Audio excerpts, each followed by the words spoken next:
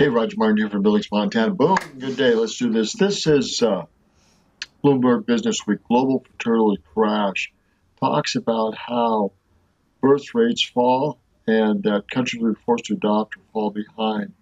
And this is a big problem. China and other places, Europe.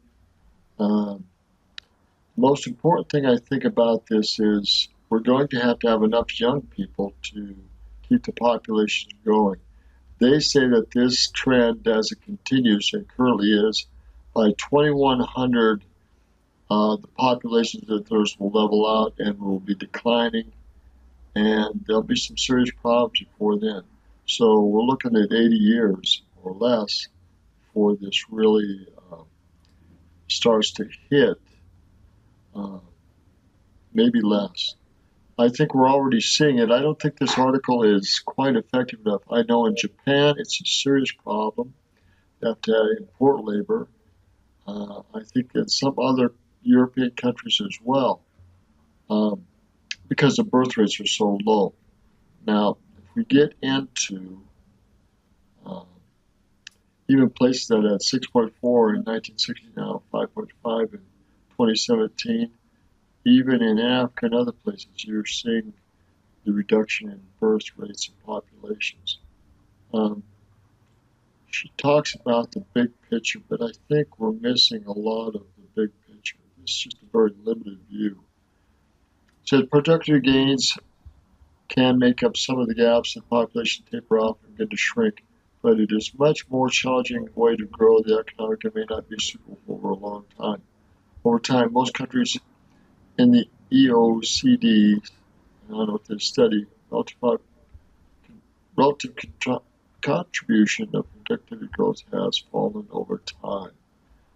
This productivity growth, uh, welfare is a big part of this, which they've missed, especially in the United States, and I think in some other countries too.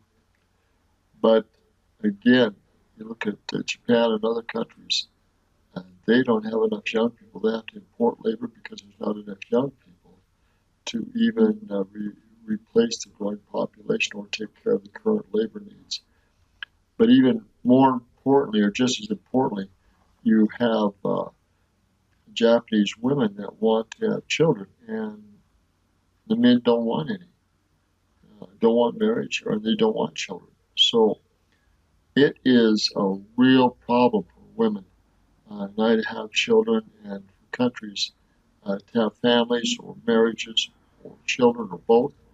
There's bigger issues here than what they have stated in this when you do other researches, other searches and other stuff. There's a lot bigger picture here.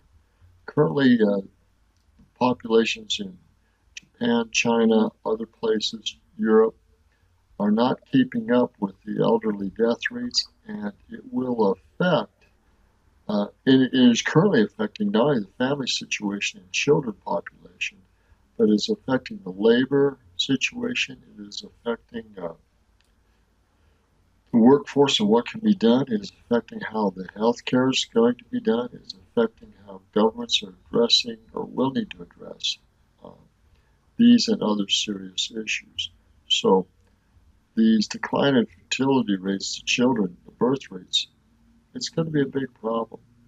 And we need to consider what needs to be done to change it, because as worldwide, as they've pushed this down and down and down, it's not such a good deal.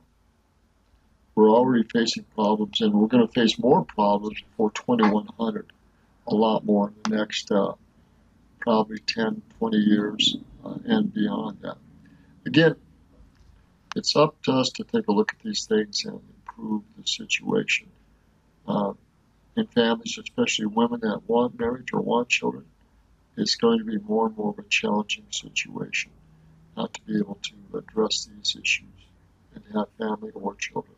It's Roger Martin from Village, Montana, and this is part of the Bloomberg Business Week. Good day.